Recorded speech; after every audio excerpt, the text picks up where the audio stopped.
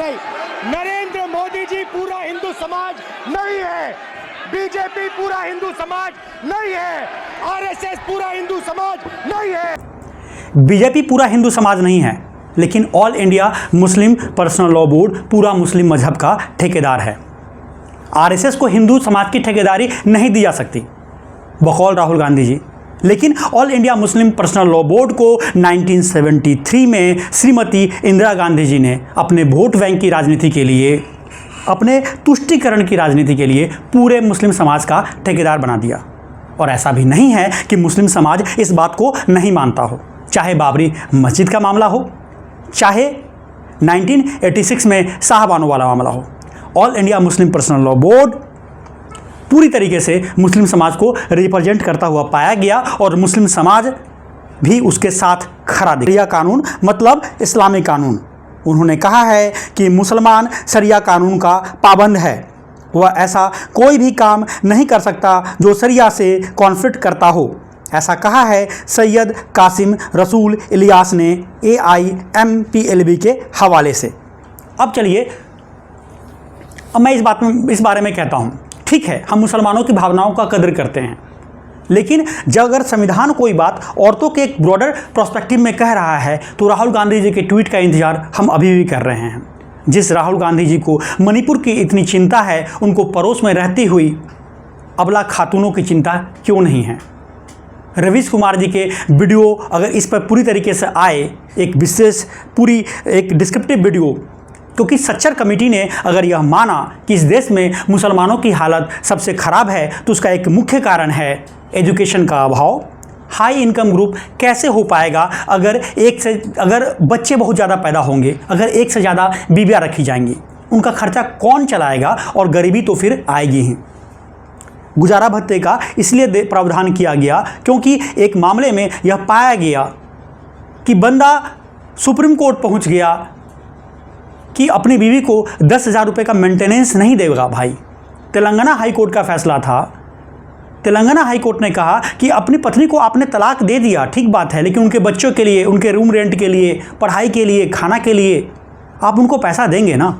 लेकिन मज़े की बात है कि अभी तक हमारे जितने प्रोग्रेसिव लोग हैं, किसी भी प्रोग्रेसिव ने इस बारे में ना तो ट्वीट किया, ना तो समाज को समझाने की कोशिश की। अब हम आइए बताते हैं कि क्या ऐसा हमेशा होता है कि मुस्लिम समाज शरिया के कानून के हिसाब से काम करता है? क्योंकि शरिया का कानून, बैंकिंग, कोई भी ऐसा काम जिसमें कि ब्याज का काम हो, उसको इस्लाम में बहुत बड़ा गुनाह माना गया है, हराम माना गया है। तो आप जाके कल अपने ऑफिस में अगल बगल के कितने मुस्लिम एम्प्लॉई हैं, इस बारे में देखिएगा ज़रूर। क्रेडिट कार्ड में डिपार्टमेंट में कितने लोग काम करते हैं, यह बात पूछना तो उनसे खैर गलत हो जाएगा, क्योंकि वो आपसे नाराज़ हो जाएंगे। अब इस बारे में जो मुस्लिम पर्सनल लॉ बोर्ड है, उनका आर्गुमेंट क्या है, उनका तर्क क्या है, यह देखिए, मैं आपको बताता हूँ। मुस्लिम पर्सनल लॉ बोर्ड ने कहा है कि हमने यह महसूस किया है कि हिंदुस्तान में हिंदुओं के लिए हिंदू कोड बिल है और मुसलमानों के लिए शरिया लॉ है। संविधान के आर्टिकल 25 में हमें अपने मजहब के अनुसार ज़िंदगी गुजारने की आज़ादी दी गई है। यह हमारा मौलिक अधिकार है। अब इस बात पर ध्यान दीजिए, यह हमारा मौलिक अधिकार है। ये वही मौलिक अधिकार है जिसका 1975 में इमरजेंसी के समय ख़त्म कर दिया गया था।